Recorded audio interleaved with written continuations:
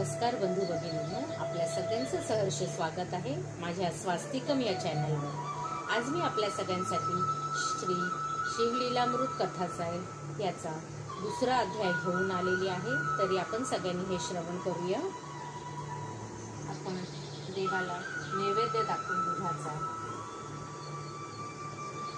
ओम नमः शिवाय, ओम नमः शिवाय, ओम नमः शिवाय, ओम नमः शिवाय, ओम नमः शिवाय, ओम नमः शिवाय, ओम नमः शिवाय, ओम नमः शिवाय, ओम नमः शिवाय, ओम नमः शिवाय। श्री गणेशाय नमः, श्री सरस्वतीभ्यो नमः। अध्याय दुसरा। शिवरात्री महात्म्य व्याधाची कथा। श्री गणेशाय नमः। ज्या घरात नेहमी शंकराचे स्मरण केले जाते त्या घरात कसलीही कमतरता पडत नाही। शिवस्मरण करणाऱ्या भक्ताचे सर्वतोपरी कल्याण होते, त्याला सर्व प्रकारचे सुख उपभोग प्राप्त होतात। शिवप्रसादाने मुक्ती मिळते। लोखंडाचा परिसर सहज स्पर्श झाला तरी त्या लोखंडाचे तत्काळ सुवर्ण होते। शिवनामाचा महिमाही तसाच आहे। ते तुम्ही कसेही घ्या, हसताना घ्या, बोलताना घ्या, काम करताना घ्या, त्याने तुमचे कल्याणच होते। शंकराला उद्देशून हे भोलेनाथ, हे कैलासपती, हे उमारमणा असे संकेताने जरी म्हणाला तरी तो शिव तुमच्यावर प्रसन्न होतो। असे पहा, हे अमृत आहे असे माहीत नसूनही ते प्राशन केले तरी ते तुम्हाला अमर करणारच। औषध न कळत पोटात गेले तरी रोगाचे निवारण होणारच। गवताच्या गंजीवर लहान मुलाने अजाणता अग्नी टाकला तरी गवताचे भस्म होणारच। तसेच नकळत जरी शिवनाम घडले तरी ते सर्व दोष जाळून टाकते। विनोदाने जरी शिवनाम घेतले तरी मोठे काम होते। एखादा त्रासिक मनुष्य शिवनामाचा गजर करणाऱ्या भक्तांची अवहेलना करतो, म्हणतो हे लोक उगीचच हाका फोडतात, शिव शिव असे ओरडून काय मिळणार आहे। अरे हे गप्प का राहत नाही, सारखे सारखे ओरडून काय मिळणार आहे। अरे हे गप्प का राहत नाही, सारखे सारखे हर हर अशी गर्जना कशाला करतात। छे छे, यांचा शिवनामाचा गोंगाट ऐकून माझे तर डोके सुटले। श्री शंकरा शंकरा असो टाहो फोडून यांच्या हातात काय येते कोणास ठाऊक। असो, त्याने अशी किती निंदा केली तरी अजाणता का होईना त्याच्या मुखातून शिवनामच येते, त्यामुळे अभक्त असूनही त्याचे कल्याण होते। कोणी आपल्या मुलाचे नाव उमेश, नीलकंठ किंवा महादेव असे ठेवते, त्या मुलाला हाका मारताना नकळत शिवस्मरण घडते, त्यानेही ते भोलेनाथ आनंदित होतात, कल्याण करतात। आता नकळत नामस्मरण करणाऱ्यांना इतका पुण्यलाभ होत असेल तर मग अत्यंत प्रेमाने शिवस्मरण केले, आदराने त्याचे ध्यान केले, ब्राह्मणाला शिवस्वरूप मानून भोजन दिले तर केवढा पुण्यलाभ होईल। शंकराबद्दल आपल्या मनात असा उत्कट भाव हवा, श्रद्धा भक्ती हवी। त्याच्या आवडीने शिवरात्रीस उपोषण करावे, जागरण व नामसंकीर्तन करावे, त्या सेवेनेच महापातके नष्ट होतात। शिवरात्रीला बेलाचे पाने वाहून शंकराचे मनोभावे पूजन केले, त्याचे दर्शन घेतले, त्याला वंदन केले तरी हजारो जन्मातील पाप नष्ट होतात। जो शंकराला प्रेमाने रोज बेल वाहतो त्याच्या एवढा कोणी पुण्यवंत नाही। शिवकृपेने त्याचा उद्धार होतो यात काहीच नवल नाही, पण त्याची थोरवी इतकी मोठी असते की त्याच्या दर्शनाने अनेकांचा उद्धार होतो। शंकराचे त्रिकाळ दर्शन घ्यावे, रातकाळी शिवदर्शन घेतले तरी रात्री घडलेले पाप नाहीसे होते, दुपारी दर्शन घेतले तर पूर्वजन्मांची महादोष नष्ट होतात आणि सायंकाळी शिवाचे प्रेमस्वरूप दर्शन घेतले तर 7 जन्मांच्या पापराशी नाहीशा होतात। शिवरात्रीचा महिमा अपरंपार आहे, अगाध आहे। सहस्र मुखांचे शेषालाही तो वर्णन करता येत नाही। कपिलाष्टी ग्रहण संक्रमण महोदय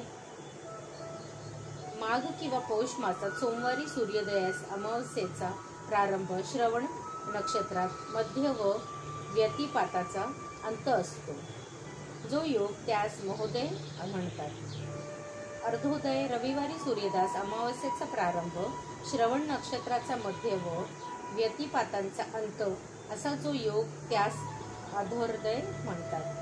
तसेच गजछाया असे सर्व पुण्य पर्वकाळ शिवरात्रीवरून ओवाळून टाकावेत, अर्थात शिवरात्रीपेक्षा त्यांचे महात्म्य मोठे असो। शिवरात्री आधीच पवित्र व महान असा पर्वकाळ आहे. त्यात त्रिकाळ शिवपूजन, रुद्रघोष, शिवकीर्तन, उपोषण व जागरण केले तर भक्ताला अगणित पुण्य मिळते. वसिष्ठ, विश्वामित्र असे श्रेष्ठ ऋषी, देवगण, गंधर्व, किन्नर, सिद्ध, चारण, विद्याधर असे सर्वच शिवरात्रीचे व्रत करतात. यात सर्वोत्तम पर्वाची माहिती सांगणारी एक सुरस कथा सुताने शौनकादी ऋषींना सांगितली. श्रोते हो, तीच कथा मी तुम्हाला सांगणार आहे. ती सावधपणे अत्यंत आदराने श्रवण करा. व्यास महर्षींनी माघ मासाचे विशेष महत्त्व सांगितले आहे. याच माघ मासातील कृष्ण चतुर्दशी हीच मुख्य शिवरात्री असून तिला महाशिवरात्र म्हणतात. व्याधाची कथा. सूत म्हणाले, विंध्य पर्वतात एक पारधी राहत असे. तो अतिशय निर्दय होता. पशुपक्ष्यांची हत्या करायचा, मुख्य जीवांना ठार मारायचा, असंख्य अपराध त्याने केले होते. एके दिवशी तो पारधी धनुष्यबाण घेऊन शिकारीसाठी निघाला. त्याच्या काखेत पाश व जाळे होते. त्याच्या मनगटात चामड्याचे कवच होते. हातात बाणांचा भाता व अन्य शस्त्रेही होते. अरण्यातून हिंडत असताना त्याला एक शिवालय दिसले. योगायोगाने तो महाशिवरात्रीचा दिवस होता. त्या पर्वकाळी शिवदर्शन घेण्यासाठी चहूकडून भक्त मंडळी येत होती. त्यामुळे त्या परिसरात मोठी यात्राच भरली होती. लोकांनी ते मंदिर खूप सजविले होते. कैलासाप्रमाणे धवल वर्णांचे असे ते देवालय चांदीसारखे झळकत होते. त्यावर असलेले गगनचुंबी ध्वज डौलाने फडकत होते. देवालयाच्या गाभारात मलिमय शिवलिंग होतं. काही भक्त त्याची यथासांग पूजा करीत होते. काहींना अभिषेकासाठी संततधार धरली होती. ब्राह्मण रुद्राक्षाचा घोष करीत होता. कोणी टाळ मृदंगाच्या साथीने सप्रेम शिवकीर्तन करीत होते. ते कीर्तन ऐकणारे श्रोते टाळ्या वाजवीत मुखाने हर हर म्हणत होते. भक्तांनी शंकराला अर्पण केलेल्या सुगंधी द्रव्यांचा परिमळ वातावरणात सर्वत्र पसरला होता. मंदिराच्या सभोवती असंख्य दीप लावलेले होते. शंखनाद, घंटनाद होत होते. भेरींच्या निनादाने आकाश दुमदुमत होते. भक्त आनंदाने नानाविध वाद्य वाजवित होते. ते दृश्य पाहून व्याधाची पावलेही तेथे वळली. तेथील शिवभक्तीचा उल्हास पाहून तो तेथेच थांबला. सर्व सोहळा डोळ्यांनी भरून पाहिला. त्याला लोकांची गंमत वाटली. चेष्टेने हसत तो स्वतःच म्हणाला, लोकांच्या या मूर्खपणाला काय म्हणावे. देवळात आहे तोही दगड आणि बाहेर आहे तेही दगड. इथे देवपणा कुठला. हे लोक द्रव्याची व्यर्थ नासाडी करतायत. चांगले अन्न खायचे सोडून हे लोक उपोषण करतात. कोण जाणे. मग तो जाण्यासाठी निघाला. लोक म्हणतात म्हणून तोही हर हर महादेव, शिव शंभो असे थट्टेने म्हणू लागला. लोकांच्या गर्दीमुळे मंदिराला उजवीकडून वळसा घालून तो घोर अरण्यात प्रवेशला. ती एक प्रदक्षिणा झाली. वनातून हिंडताना एखाद्याने गाणे गुणगुणावे तसा तो पारधी गमतीने शिव शिव हर हर म्हणत होता. अशा तऱ्हेने त्याच्या मुखातून शिवनामाचा जप होऊ लागला. त्या नामाप्रभावाने त्याने केलेली भयंकर पापे नष्ट होऊ लागली. त्याला दिवशी रानात खूप भटकंती करूनही त्याला शिकार मिळाली नाही. सूर्यास्त झाला. काळाकुट अंधार पसरला. ब्रह्मांडाच्या करंड्यात काजळ भरावे या काळ्या गोधडीचा विशाल मंडप उभा राहावा तसा तो परिसर गडद अंधारून गेला. चंद्र नसल्यामुळे ती रात्र एखाद्या विधवेसारखी उदास व विषण्ण वाटत होती. सभेतून महामंडपीत निघून गेल्यावर मागे राहिलेले मूर्ख लोक व्यर्थ वटवट करतात. सूर्यास्त झाल्यावर दूर निस्तेज मिचमिचणाऱ्या चांदण्यांमुळे ती रात्रही त्या सभेसारखी अर्थहीन व कळहीन वाटत होती. अशा त्या अंधाऱ्या रात्री तो पारधी उपाशी पोटी अरण्य भटकत होता. तेवढ्यात त्याला एक मोठे सरोवर दिसले. एखादे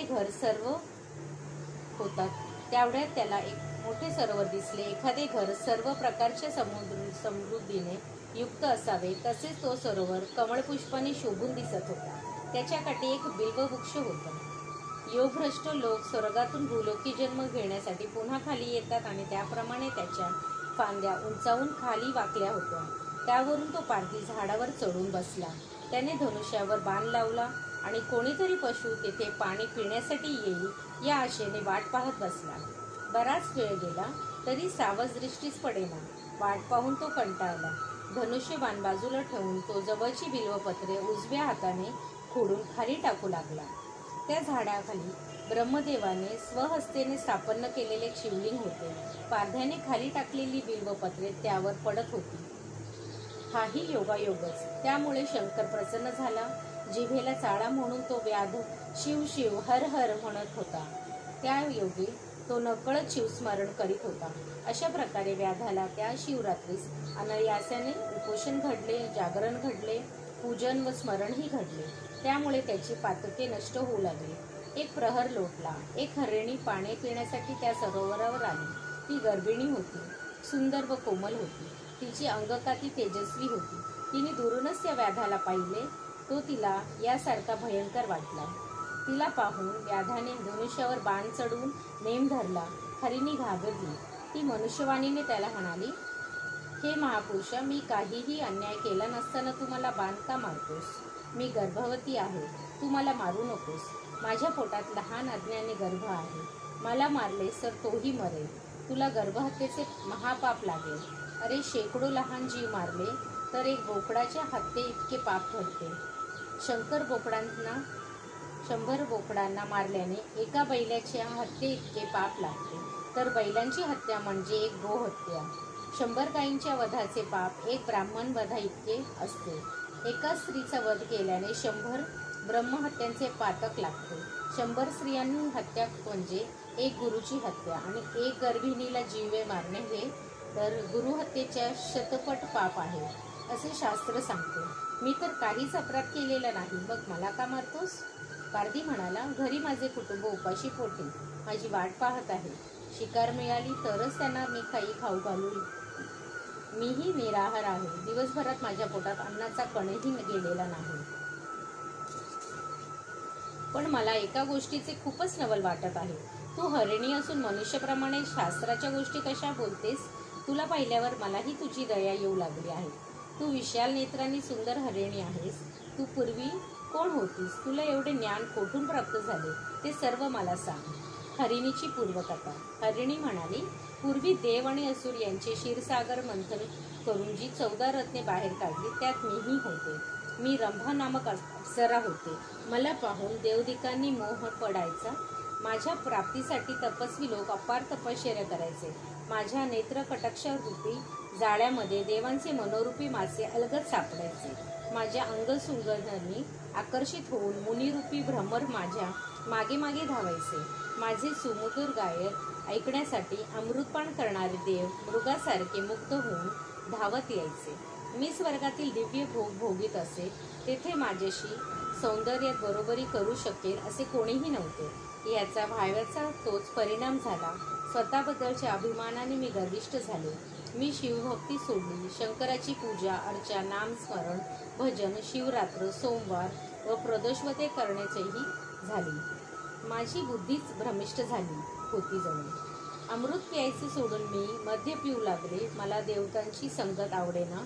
हिरण्य नावाचा एक महाभयंकर दैत्य होता. मी देवांना सोडून त्याच्या सहवासात रमले. असाच बराच काळ लोटला. त्या दृष्टाच्या संगतीने मी शंकराचे भजन पूजनही सोडून दिले. एके दिवशी हिरण्य मृगयेसाठी गेला होता. मी एकटीच होते. तेव्हा मला काय वाटले कोण जाणे. कैलासावर जाऊन शिवदर्शन घ्यावे असे मनात आले. म्हणून मी तेथे गेले तर मला पाहून शंकर प्रक्षुब्ध झाले. त्याने मला शाप दिला. म्हणाला, तू महापापी आहेस. तुझ्या अपराधांना क्षमा नाही. जा, भूलोकी हरिणीच्या जन्मास जा. आत्ताच्या तुझ्या 2 सख्या त्याही तुझ्यासारख्या हरिणी होती. हिरण्यसूर माझी भक्ती करीत नाही. तोही मृगरूपाने तुमच्याबरोबरच राहील. हे व्याधा, ते शापवचन ऐकताच मी अत्यंत व्यथित झाले. मी शंकराचे पाय धरले. क्षमायाचना केली. प्रार्थना केली. म्हणाले, हे पंचवदना, हे त्रिनेत्रा, हे सच्चिदानंद स्वरूपा, तू सर्व कर्मांचा अध्यक्ष आहेस. तू सर्वसाक्षी आहेस. हे दक्ष यज्ञाचा विध्वंस करणाऱ्या शंकरा, तू अत्यंत भोळा आहेस, दयाळू आहेस, समस्त विश्वांचा चक्रवर्ती सम्राट आहेस. एवढा कठोर होऊ नकोस. कृपा कर. आम्हाला उपशाप दे. ती माझी आर्त प्रार्थना पाहून शंकरास करुणा आली. त्याने उपशाप दिला. तुम्ही 12 वर्षे हा शाप भोगाल. त्यानंतर माझ्या पदाला याल. हे व्याधा, शिवशापामुळे आम्हाला या कर्मभूमीत मृगजन्म मिळाला. आता मी गर्भवती असून माझ्या प्रसूतिकाळ जवळ आला आहे. म्हणून मी तुला अशी विनंती करते की यावेळी मला मारू नकोस. मी माझ्या जागी जाते. प्रसूत झाल्यावर माझ्या पाडसाला तेथेच ठेवून मी पुन्हा येते. मग तू माझे प्राण घे, त्याला माझी हरकत असणार नाही. हे मी अगदी खरे बोलत आहे, माझ्यावर विश्वास ठेव. हरिणीची म्हणणे ऐकून तो व्याध म्हणाला, तू फारच गोड बोलतेस, पण काहीही केल्या माझा तुझ्या वचनांवर विश्वास बसत नाही. स्वतःचा जीव वाचवण्यासाठी तुम्ही प्राणी मात्र कितीही खोटे बोलू शकता. हा तुमचा स्वभाव मला चांगला ठाऊक आहे. तू महापापांचा उच्चार करून परत येण्यासाठी शपथ घेतलीस तरच माझा विश्वास बसेल.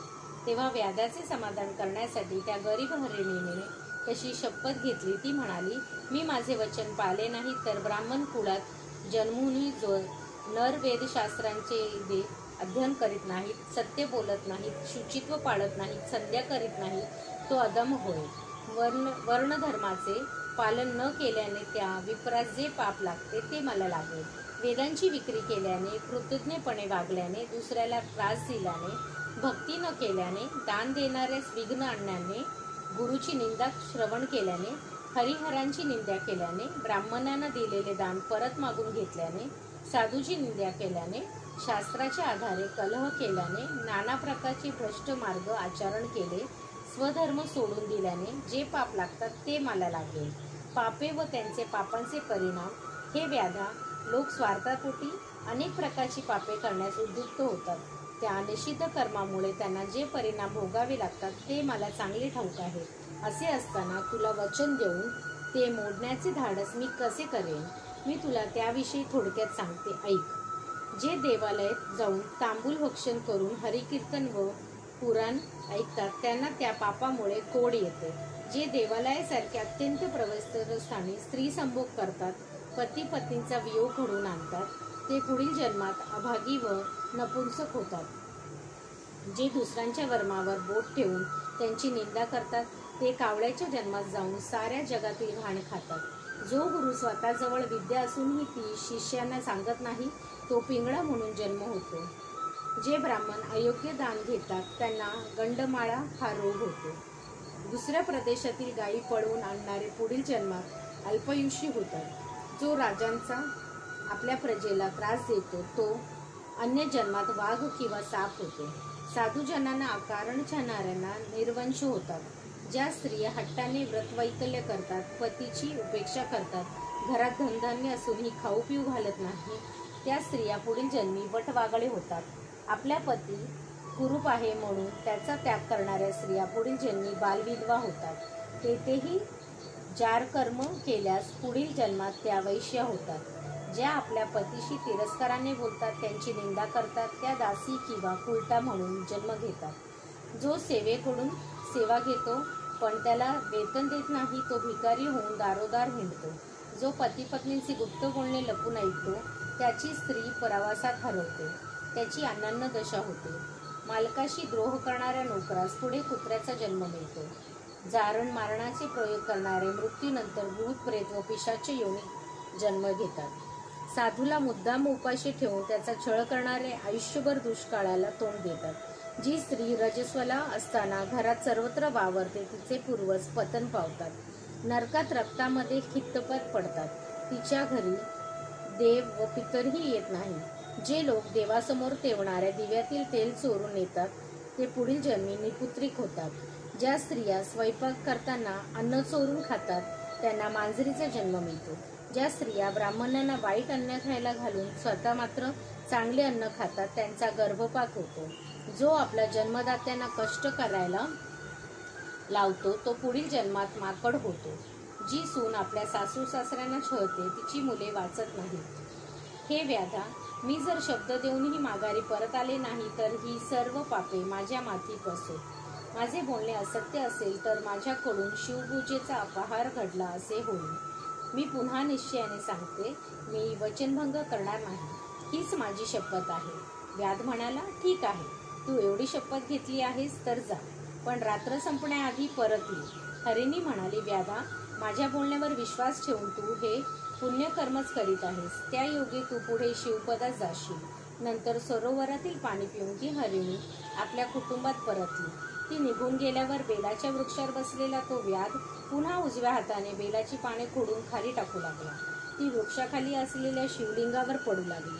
अशा प्रकारे व्याधाकडून 2 प्रहर रात्रीस पूजन घडले. नकळत घडलेली असली तरीही त्याची दुसरी पूजा शंकराला मान्य झाली. त्या पुण्याईने त्याचे पूर्वीचे 7 जन्मांची अर्धे पापे जळून गेली. तो सहज भावाने पुन्हा शिवनाम घेऊ लागला. त्याला जागरण घडले होते आणि त्याने हरिणीच्या मुखानातून पापफलांचे निरूपणही ऐकले होते. अर्थात त्याच्याकडून शिवरात्रीचे व्रत नकळत घडत होते. उपोषण, शिवस्मरण, शिवपूजन, जागरण, पुराण श्रवण या सर्व गोष्टी व्यवस्थित घडून येत होत्या. दुसऱ्या हरिणीचे निरूपण. व्याध सावजाची वाट पाहत होता तेवढ्या दुसरी हरिणी पाणी पिण्यासाठी त्या सरोवरापाशी आली. तिला खूप तहान लागली होती. व्याधाने धनुष्यबाण सरसावले आणि तिच्यावर नेम धरला. ते पाहून हरिणी घाबरली. जीवदान द्यावे म्हणून त्याची करुणा भागू लागली. ती म्हणाली, व्याधा, माझ्यावर दया कर, कृपा करून मला मारू नकोस. या समयी पतीचा अंगसंग मिळावा म्हणून मी उत्सुक आहे. त्याला भोगदान देऊन लवकरच परत येईल, तेव्हा मला मार, पण आता जाऊ दे. व्याधाला मोठे आश्चर्य वाटले. तो तिला म्हणाला, हरिणी, तूही मनुष्यवाणी बोलतेस, मग तुलाही सर्व शास्त्रीय अवतार असतील. धन्य आहे तुमचा जीवन. तू परत येण्याचे वचन शपथेवर देत असशील तर मी तुलाही जाऊ देईन. हरिणीने ते मान्य केले. व्याधाला परत येण्याचे आश्वासन देताना ती म्हणाली, नेहमीच्या जीवनात लोक अनेक प्रकारची पापे करतात. कोणी विहिरी, तलाव, सरोवराचे, देवळाचे इत्यादी उद्ध्वस्त करतात, गुरुनिंदा करतात, मद्यपान व दुराचार करतात. मी माझे वचन मोडले तर ही सर्व पापे मला लागो. रणांगणात पळून जाणारा क्षत्रिय आपली हद्द वाढवून घेऊन दुसऱ्या भूमीवर कब्जा करणारा, महापुरुषांची ग्रंथाची निंदा करणारा, संत सज्जनांना व भक्तांना द्वेष करणारा, श्रीशंकर व शंकराच्या चरित्राची निंदा करणारा, याची ती पापे मला लागो. घरात धनधान्य असूनही ते पतीला न देणारी, पतीला सोडून दुसऱ्यांच्या घरी झोपणारी अशा स्त्रियांचे पापे मला लागो. हे व्याधा, लोकांना त्यांच्या कुकर्मामुळे काय भोग भोगावे लागतात हे चांगले ठाऊक असूनही मी दिलेले वचन मोडणे हे कदापि शक्य नाही. केलेल्या पापांची लोकांना काय फळ मिळतात त्याविषयी सांगते, ऐक. आपला मुलगा व सून सन्मार्गाने चालली असतात त्यांना अकारण छळणारे सासू सासरे हे पुढील जन्मात कुरूप होतात. त्यांची अन्नान्न दशा होते. दारोदार हिंडूनही त्यांना भिक्षा मिळत नाही. जे भाऊ एकमेकांशी वैरभावाने वागतात त्यांना मत्स्यजन्म मिळतो. जे गुरूंचे दोष पाहतात त्यांची संपत्ती जळून जाते. जे वाटसरूंची वस्त्रे चोरून नेतात ते अतिशूद्र म्हणून जन्मतात. त्यांना प्रेतावरील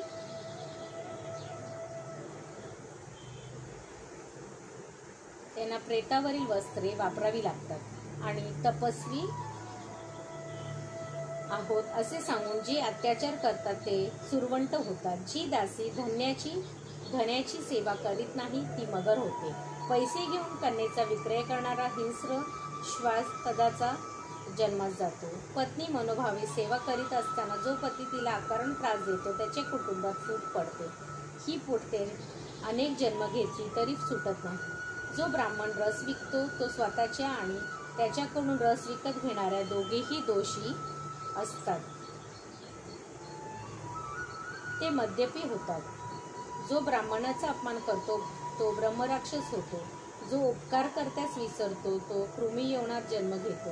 जो ब्राह्मण श्राद्धान्न खाल्ल्याने स्त्रीसंभोग करतो त्याला कुत्र्याचा किंवा डुकराचा जन्म मिळतो.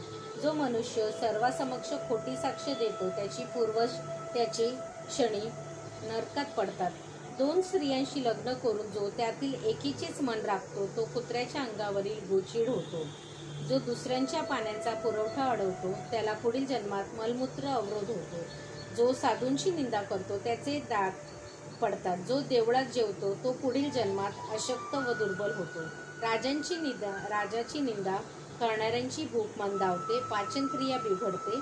जो ग्रहण काळात भोजन करतो त्याला असाध्य पित्तरोग होतो.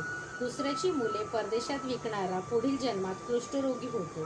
जी स्त्री गर्भपात करते ती पुढील जन्मी वांझ होते. जो देऊळ पाडतो त्याचे अवयव मोडून त्याला अपंगत्व येते. जो अपराध नसतानाही स्त्रीला शिक्षा करतो त्याला अर्धांगवायू होतो. जो दृष्ट वृद्धीने ब्राह्मणांचे अन्न पळवितो त्याचा वंश वाढत नाही. गुरु, संत, माता व पिता यांची निंदा करणाऱ्या मनुष्याच्या वाणीत दोष निर्माण होऊन तो तोत्रा बनतो.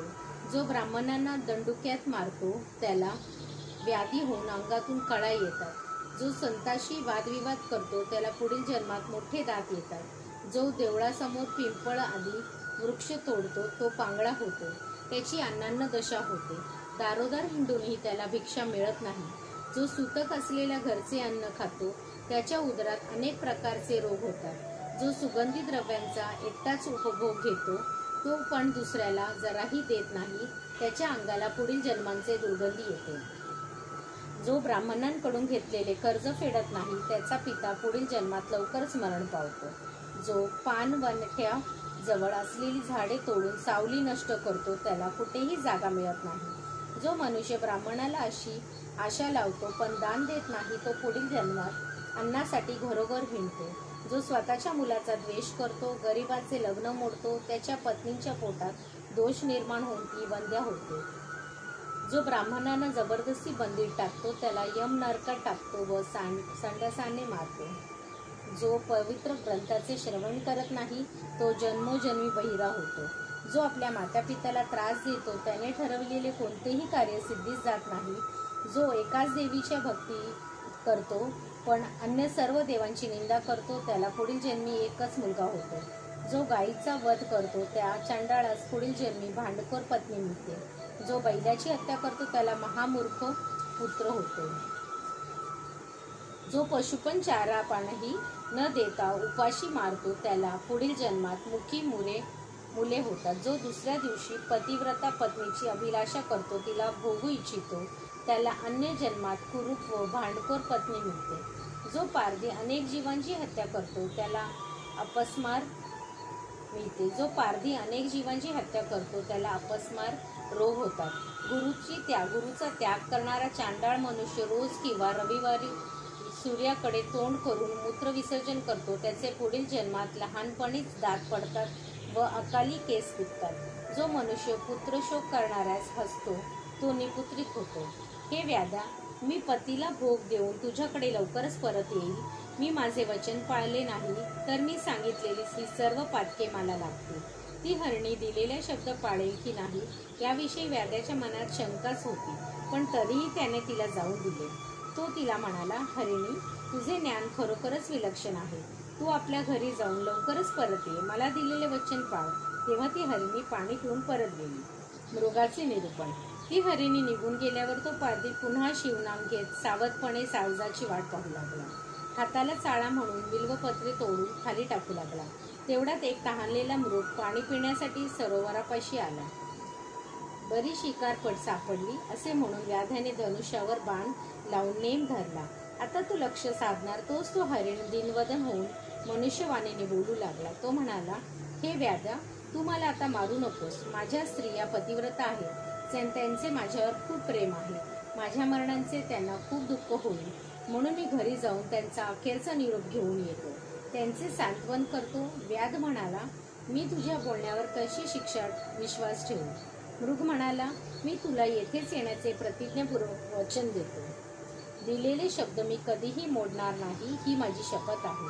हे व्याध्या, प्रेमळ भगवत भक्त आनंदाने हरिकीर्तन करीत असताना जे त्यात विघ्न आणून रंगाचा बेरंग करतात त्यांचा निर्वंश होतो। मी माझी शपथ मोडली तर ते पाप माझ्या माथी येईल। शूद्र वर्णाच्या मनुष्याने वेदोक्त ब्रह्मकर्म केल्यास परधर्माचे आचरण केले म्हणून तो नरकात पडतो। जो तीर्थयात्रेत विघ्न आणतो, पाठसरूंना लुटतो, त्यांचे द्रव्य वस्त्र चोरतो, त्या दृष्ट कृत्यामुळे त्यांच्या सर्वांगावर फोड उठतात। जो शास्त्र प्रमाण मानित नाही, कूट कविता करतो, विपन्नाचा हीन लेखन त्यांचा अपमान करतो, अशा लोकांची मुले मरतात। जो एकादशी व शिवरात्रीस उपवास करून द्वादशी पारणे करत नाही त्यांची हातापायाची शक्ती क्षीण होते। जे देवमूर्ती फोडतात, भगवंताच्या कार्यात विघ्न आणतात, शिवमहात्म्याची निंदा करतात ते नरकाती कीटक होतात। मातेशी द्रोह करणारा व्याधिग्रस्त होतो, पित्याचा द्रोह करणारा पिशाच्य होतो। गुरुद्रोहाप्रमाणे महापाप नाही, असा पातकी मनुष्य तत्काळ मरतो। मरणोत्तर भूत प्रेत होतात। ब्राह्मणांच्या अति आहाराबद्दल कुत्सितपणे हसणाऱ्या तोंडाची चव जाते। ती व्याधी आयुष्यभर त्याची पाठ सोडत नाही। कोणी गायी विकतो, कोणी द्रव्य घेऊन कन्या देतो, अशा माणसांना मांजरांचा जन्म मिळतो। व ते स्वतःची पिल्ले भक्षण करतात. जो कन्या व भगिनी यांची अभिलाषा धरतो, पतिव्रताचा कामुक दृष्टीने पाहतो, त्याला प्रेम मुतखडा अशा व्याधी होतात. जो देवळे उद्ध्वस्त करतो, शिवलिंग फोडतो, देवांची उपकरणे व त्यांचे अलंकार चोरतो, देवांची प्रतिष्ठा झालेली असताना त्यांच्या मान राखत नाही, त्याला पंडुरोग होतो. मित्रद्रोह करणारे, विश्वासघातकी, मातापित्यांचा वध करणारे, गुरुला संकटात घालणारे, अंगात सामर्थ्य असूनही गोब्राह्मणांचा वध न थांबविणारे, ब्राह्मणांना बाहेर उपाशी ठेवून घरामध्ये नातलंगांसह उत्तम भोजन करणारे, अशा लोकांना संग्रहणी व पोटदुखी अशी व्याधी होते. कर्मभ्रष्ट, पंचयज्ञ न करणारे, ब्राह्मणांचे घरे जाणारे, दीनदुबळ्या वाटसरूंच्या मार्ग गाठून नागवणारे, संतांचा अपमान करणारे, कपटाने परीक्षा घेऊन गुरुचा छळ करणारे, गुरुला दोष देणारे, अशा दुष्टांची मुले जगत नाही. जो पित्याला द्वेष करतो, ब्राह्मणांची अवहेलना करतो, ज्याला शिवकीर्तन ऐकायला आवडत नाही, ज्याला शिवकीर्तनाबद्दल जराही आदर नाही, तो दुर्मती, त्याच्या पित्यास औरस पुत्रही नाही, अशा पाप्याला कानाच्या आतील भागाचे दुखणे होतात. अतिशय वायफळ गप्पा मारतो, तो पुढील जन्मी बेडूक होतो. शिवकीर्तन अतिशय वाद घालून दुसऱ्याला छळतात, ते मेल्यावर पिशाच्य होतात. देवपूजा कंटाळा असणारा, ब्राह्मणांना चे पूजन न करणारे, तीर्थप्रसादास नको म्हणणारे, अशा लोकांना हातापायाचे शिरा आखडतात. हे व्याधा, अशी अपार पापे आहेत. मी तुला परत येण्याचे वचन देऊनही ते पाळले नाही, तर ही सर्व पापे मला लागतील. मृगाचे एवढे सांगितल्यावर पारध्यालाही नाही म्हणता येईना. तू लवकरच परत ये, असे सांगून त्याने त्याला जाऊन दिले.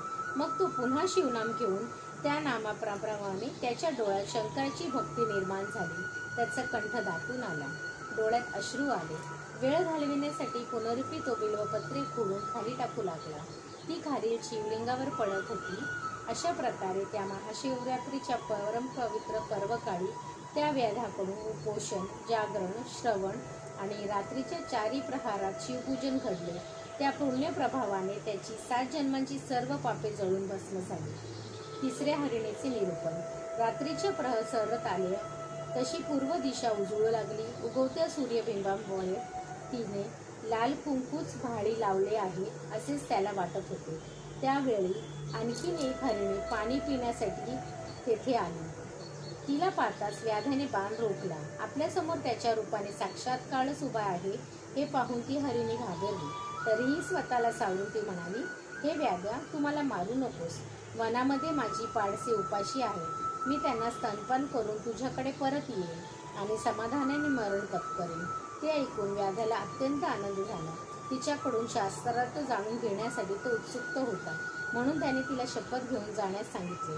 तेव्हा ती हरिणी म्हणाली, व्याधा, तुला शब्द देऊन मी परत येणार नाही असे कधीच होणार नाही, पण तुझ्या समाधानासाठी तसे वचन देते. ऐक. जो गवतांच्या गंजी जाळतो, गावांना आगी लावतो, गोह ब्राह्मणांना पाणी देत नाही, त्याला क्षयरोग होतो. जे ब्राह्मणांना बाहेर काढून त्यांच्या घरावर कब्जा करतात, त्यांचे पितर भयंकर नरकात पडतात. जे माता व पुत्र यात, पती व पत्नी यात भांडणे लावतात, ते देवब्राह्मणांचा मान ठेवत नाहीत. कठोर वचनांनी त्यांची निंदा करतात, त्यांचे हातपाय यम तोडतात. जो दुसऱ्यांचे वस्त्र चोरण्यासाठी नेहमी टपून बसलेला असतो, ज्याला साधूजनांचा सन्मान झालेला खपत नाही, त्याला वेदनानायक नेत्ररोग होतो. पुस्तकांची चोरी करणारा मुके होतात, रत्ने चोरणारे आंधळे होतात, अत्यंत गर्विष्ठ असतात, ते रेड्याच्या जन्माला जातात. पारध्याला ससाण्याचा जन्म मिळतो. भगवत भक्तीची निंदा करणाऱ्या मुखात असह्य दुर्गंधी येते.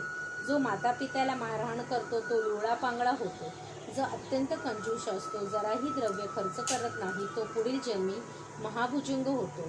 द्वारी भिक्षेसाठी आलेल्या यतीला जो काहीही देत नाही, त्याच्या शिवाचा कोप होतो.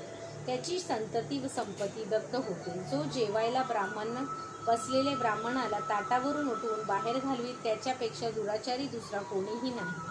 हे व्याध्या, मी वचन देऊनही परत आले नाही, तर ही सर्व पापे मला लागतील.